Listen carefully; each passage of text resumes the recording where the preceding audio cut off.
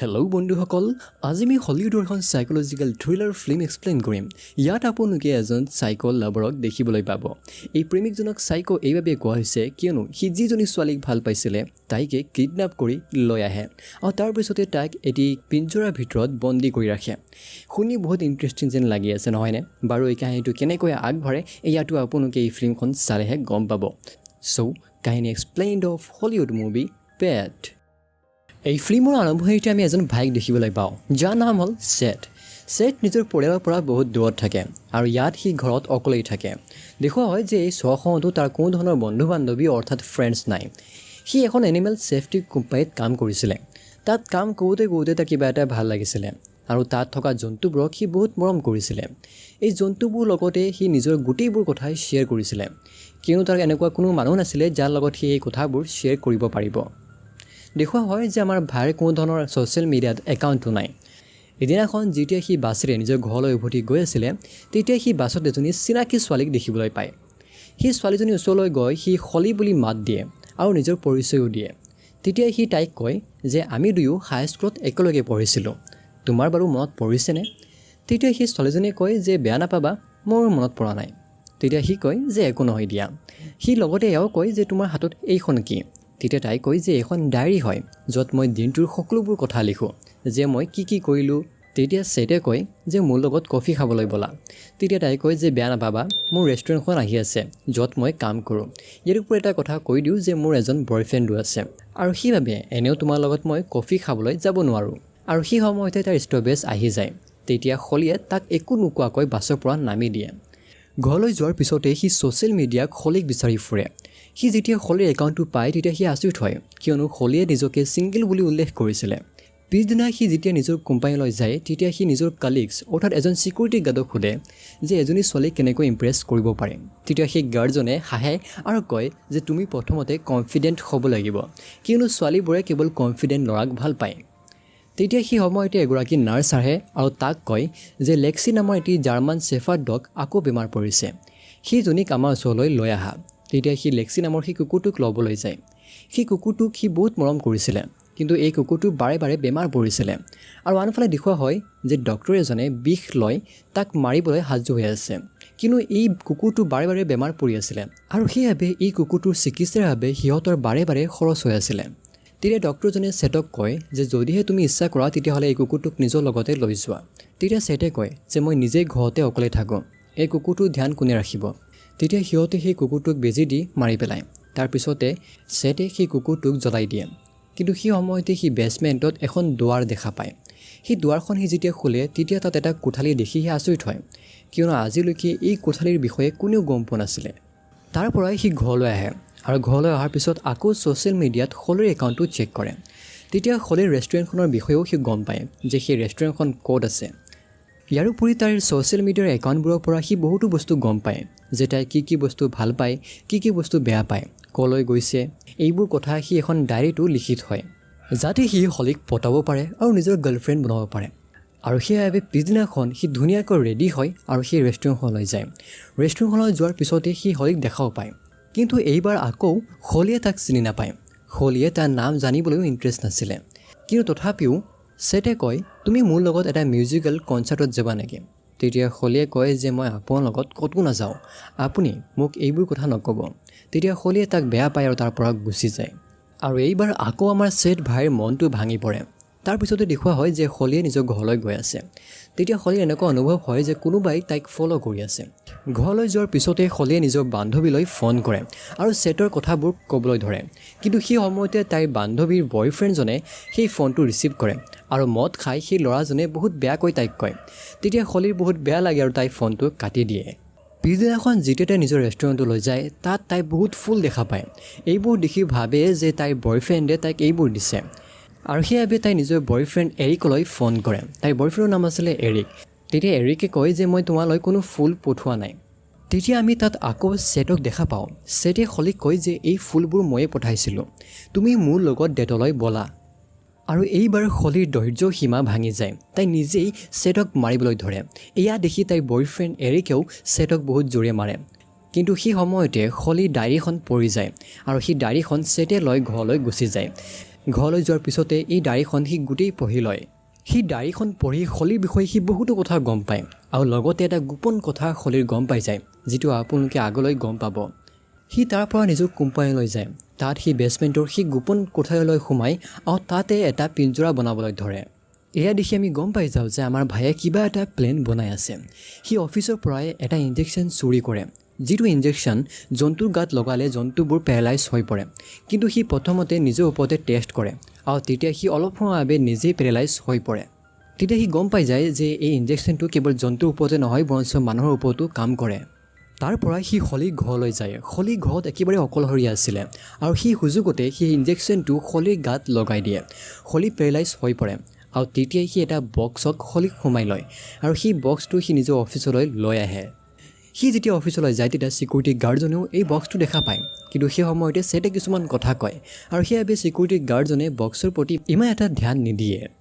সেই বক্সটো সেই গোপন কোঠালৈ লৈ যায় আৰু পিঞ্জৰাৰ ভিতৰতে হলীক সোমাই দিয়ে।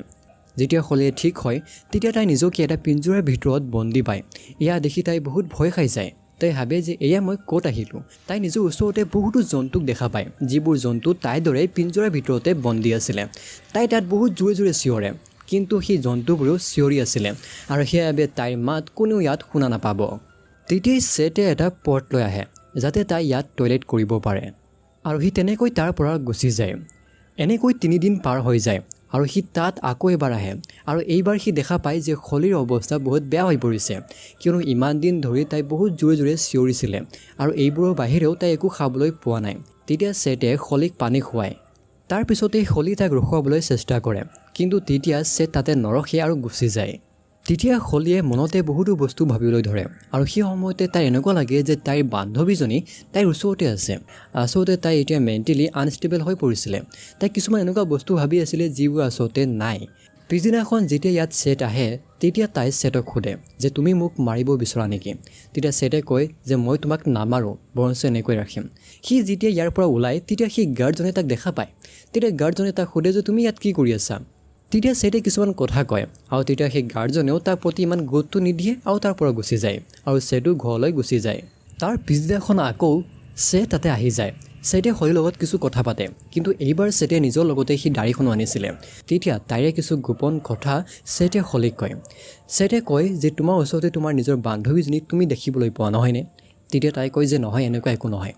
সি কয় যে তুমি নিজৰ বান্ধৱীক মাৰি পেলাইছিলা, যেতিয়া তুমি গম পাইছিলা যে তোমাৰ বয়ফ্ৰেণ্ড এৰিকৰ লগত তাইৰ এফেয়াৰ চলি আছে।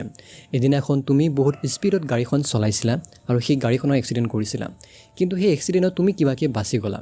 কিন্তু তেতিয়া তোমাৰ হাতত এটা গ্লাছৰ টুকুৰা আছিল আৰু সেই গ্লাছৰ টুকুৰাটো তুমি তাইৰ চকুত সোমাই দিলা আৰু তেতিয়া তাইৰ মৃত্যু হ'ল। আৰু এতিয়া মাজে সময়ে তুমি তাইৰ লগত কথাও পাতি থাকা। তোমাৰ কেৱল ভ্ৰম হয় যে তোমাৰ সেই বেষ্ট ফ্ৰেণ্ডজনী তোমাৰ ওচৰতে আছে। আৰু যেতিয়া আমি আগত দেখা পাইছিলোঁ যে তাই নিজৰ বান্ধৱীলৈ ফোন কৰিছে, আচলতে তাত তাইৰ বান্ধৱী নাছিলে, বৰঞ্চ তাই নিজৰ বয়ফ্ৰেণ্ডলৈ ফোন কৰিছিলে, যিজন আছিলে এৰিক, আৰু এৰিকেই তাইক বেয়াকৈ গৈছিলে। তেতিয়া আমাৰ ভাই ছেটে এনেকুৱা কিছু কথা কয় যিটো শুনি আপুনিও আচৰিত হ'ব। আচলতে হলীয়ে আন বহুতো লোকৰ হত্যা কৰিছিলে। তাই এজন লোকক জুই লগাই মাৰি দিছিলে আৰু আনজনৰ ডিঙি চেপি তাই হত্যা কৰিছিলে। কিন্তু এইবোৰ কথা পুলিচে কেতিয়াও গম নাপালে, কিন্তু পুলিচে কেৱল এয়া ভাবিছিলে যে এইবোৰ আত্মহত্যা আছিলে আৰু কিছুমান এক্সিডেণ্ট আছিলে। আৰু তেতিয়া আমি হলীৰ আচল কথাটো গম পাওঁ। আচলতে ইয়াত চাইকো লাভাৰ নহয়, বৰঞ্চ এজনী চাইকো কিলাৰহে আছে। মই তোমাক এইভাৱে ইয়াত বন্দী কৰি ৰাখিছোঁ যাতে পুলিচে তোমাক নধৰে আৰু তুমি নিজেই কাৰোবাক হত্যা নকৰা। এনেকৈ কৈ সি ঘৰলৈ গুচি যায়। পিছদিনাখন সি যেতিয়া ইয়ালৈ আকৌ আহে তেতিয়া হলীৰ স্বভাৱ চৰিত্ৰ অলপমান সলনি হৈছিলে। তাই কথাও অলপমান বেলেগ ধৰণে কৈ আছিলে। এয়া দেখি ছেটৰ অলপমান সন্দেহ হৈছিলেই। হলীয়ে বহুদিন ধৰি একো খোৱা নাই আৰু সেইবাবে তাই কয় যে মোক খাবলৈ কিবা দিয়া, কিন্তু তেতিয়া ছেট ভাইয়ে মানা কৰি দিয়ে। কিন্তু সেই সময়তে তাই কয় যে হয়তো ময়ো এতিয়া তোমাক ভাল পাওঁ। আচলতে তাই তাক চেনি দিবলৈ আৰম্ভ কৰে, তাই তাক পঠাবলৈ আৰম্ভ কৰে আৰু সেইবাবে আমাৰ ভাইয়ে কিছুমান খোৱাৰ বস্তু ল'বলৈ বাহিৰলৈ গুচি যায়। কিন্তু সি যেতিয়া বাহিৰলৈ গৈ আছিলে সেই সময়তে গাৰ্ডজনে তাক দেখা পায় আৰু এইভাৱে গাৰ্ডজনে সন্দেহ কৰি সেই কোঠাৰীটোৰ ফালে সোমাই পৰে। তেতিয়া হলীয়ে কয় যে মোক ইয়াৰ পৰা ওলাই লৈ যাওক, মোক মাৰি পেলাব। কিন্তু তেতিয়া গাৰ্ডজনে সেই তলাটো ভাঙিবই নোৱাৰে, কিন্তু সেই তলাটো বহুত মজবুত আছিলে। কিন্তু সেই সময়তে আমাৰ ছেট ভাই আহি পৰে। তেতিয়া হলীয়ে ছেটক ইংগিত দিয়ে যে গাৰ্ডজনক মাৰি পেলোৱা। তেতিয়াই ছেটে এটা ৰডেৰে গাৰ্ডৰ মূৰত মাৰি দিয়ে। গাৰ্ডজনে বহুত বেয়াকৈ আঘাত পায় আৰু সি অজ্ঞান হৈ পৰে। কিন্তু তেতিয়া হলিয়ে কয় যে সি মৰা নাই, তুমি সেই ৰডটোৰে তাৰ মূৰত বহুত জোৰে মাৰা, তেতিয়া সি মৰিব। আৰু তেতিয়া আমাৰ ছেথ ভাইয়ে তেনেকুৱাই কৰি দিয়ে, সি বহুত জোৰে মাৰে আৰু তেতিয়া আমাৰ গাৰ্ড ভাইৰ মৃত্যু হয়। তাৰপিছত হলিয়ে ছেথক মেনিপুলেট কৰে, তাই কয় যে তুমি এতিয়া এই ডেড বডিটো কেনেকৈ নাইকিয়া কৰিবা মই তোমাক কৈ আছোঁ। তেতিয়া ছেথে তাইৰ কথাবোৰ শুনি তেনেকৈ কৰিবলৈ ধৰে, প্ৰথমতে দাঁতবোৰ ওলাই আৰু তাৰপিছতে নখবোৰ কাটিবলৈ ধৰে। এয়া দেখি এতিয়া এনেকুৱাই লাগি আছে যে এতিয়া আমাৰ ভাইও পাগল হৈ গ'ল। তাৰপিছতে কটাৰীৰে সেই বডি পাৰ্টবোৰ সৰু সৰু টুকুৰা কৰে আৰু তাত যিমানবোৰ কুকুৰ আছে সেই কুকুৰবোৰক এই বডি পাৰ্টবোৰ খাবলৈ দি দিয়ে। তাৰ পিছদিনা আমি দেখিবলৈ পাওঁ যে হলিক বিচাৰিবলৈ পুলিচ ওলাই পৰিছে। পুলিচে তেতিয়া ছেথক ধৰি লয় আৰু সকলোবোৰ সন্দেহ ছেথৰ ওপৰতে আহি পৰে, কিয়নো এৰিকে পুলিচক কৈ দিছিলে যে ছেথে হলিক ফ'ল' কৰি আছিলে আৰু সেইবাবে পুলিচে কয় যে আমাৰ সকলোখিনি সন্দেহ তোমাৰ ওপৰতে আছে, আমি তোমাক চাই থাকিম যে তুমি কি কি কৰি আছা। ছেথৰ যেতিয়া বহুত ভয়ো লাগে আৰু সি তেতিয়া হলিক লগ ধৰিবলৈ গুচি যায়। তাত যোৱাৰ পিছত হলিয়ে আকৌ তাক চিনি দিয়ে, তাই কয় যে তুমি এতিয়া মোক ভাল নোপোৱা, যদিহে তুমি মোক ভাল পালা হয় তেতিয়াহ'লে এনেকৈ বন্দী কৰি নাৰাখিলা হয়। তেতিয়া ছেথে কয় যে মই তোমাক বহুত বহুত ভাল পাওঁ। তেতিয়া হলিয়ে কয় যে মই বিশ্বাস নকৰোঁ, কিবা এটা প্ৰমাণ দিয়া। তেতিয়া তাই কয় যে তুমি এটা আঙুলি কাঠি মোক দিয়া, তেতিয়া মই বিশ্বাস কৰিম যে তুমি সঁচাকৈ মোক ভাল পোৱা। এই কথাটো শুনিয়ে সি মানা কৰি দিয়ে, কিন্তু সেই সময়তে হলিয়ে আকৌ কয় যে মই গমেই পাইছিলোঁ তুমি মোক ভাল নোপোৱা, তুমি কেৱল নাটক কৰি আছা, অভিনয় কৰি আছা। কিন্তু এইবাৰ এই কথাটো শুনাৰ পিছত কি হ'ব সেয়া আপোনালোকেও গম পাইছে, সি নিজৰ আঙুলিটো কাটি তাইক দি দিয়ে। আৰু সেই সময়তে হলিয়ে তাৰ পৰা নাইফটো লৈ লয় আৰু কয় যে যদিহে তুমি এই পিঞ্জৰাটোৰ পৰা মোক ওলাই নিদিয়া তেতিয়াহ'লে মই ইয়াতে আত্মহত্যা কৰিম। এতিয়া আমাৰ পাগল ভাইয়ে কি কৰিব আপুনিও গম পায়, সেই পিঞ্জৰাটো খুলি দিয়ে। বাহিৰত অহাৰ পিছতে প্ৰথমতে হলিয়ে তাক কিছ কৰে আৰু তাৰপিছতে সেই নাইফটোৰে তাৰ ডিঙি কাটি দিয়ে। তাৰপিছতে সেই চিনটো তাতে কাট হয়। হলিৰ সেই বুকখন পাব্লিছ হৈছে, কিয়নো তাই এজনী ৰাইটাৰো আছিলে আৰু তেতিয়াই তাই বয়ফ্ৰেণ্ডৰ মোবাইলটো দেখা পায়। সেই মোবাইলত তাই এটা মেছেজ দেখা পায় আৰু গম পাই যায় যে তাইৰ বয়ফ্ৰেণ্ডৰ আন এজনী ছোৱালীৰ লগত এফেয়াৰ চলি আছে। কিন্তু তেতিয়া তাই একো নকয় আৰু তাৰ পৰা এটা নাইফ লৈ গুচি যায়। তাৰ পৰা তাই অকলেই এখন ঠাইলৈ যায় আৰু সেই ঠাইখন দেখাটো এখন জেলৰ দৰে লাগিছিলে। যেতিয়া তাই তাত ভিতৰলৈ সোমাই যায় তেতিয়া এটা পিঞ্জৰাৰ ভিতৰত এজন লোকক দেখিবলৈ পোৱা যায়। সেই লোকজনক দেখি বহুত ভয় লাগি আছিলে, কিয়নো সেই লোকজনৰ অৱস্থা বহুত বেয়া আছিলে আৰু তেতিয়া সেই লোকজনৰ হাতৰ এটা আঙুলি আমি দেখিবলৈ নাপাওঁ। এয়া দেখি আমি গম পাওঁ যে সেই লোকজন আন কোনো নহয় বৰঞ্চ ছেথ আছিলে। আচলতে হলিয়ে ছেথক এনেকৈ বহুদিন ধৰি ৰাখি আছিলে আৰু তাই এতিয়া ছেথৰ লগত এইবোৰ কৰি আছে যিবোৰ এসময়ত ছেথে তাইৰ লগত কৰিছিলে। আৰু এনেকৈ এই ফিল্মখন অন্ত পৰে। এই ফিল্মখন দেখি এনেকুৱা লাগি আছে যেন ইয়াত সকলোৱে পাগল আৰু এই ফিল্মখন চোৱাৰ পিছত আমিও পাগল হৈ পৰিছোঁ। চ' বন্ধুসকল ভাল লাগিলে নিশ্চয় লাইক কৰিব আৰু ছাবস্ক্ৰাইব কৰিব নাপাহৰিব আৰু নিশ্চয় এজন বন্ধুলৈ শ্বেয়াৰ কৰিব। Thank you, bye by.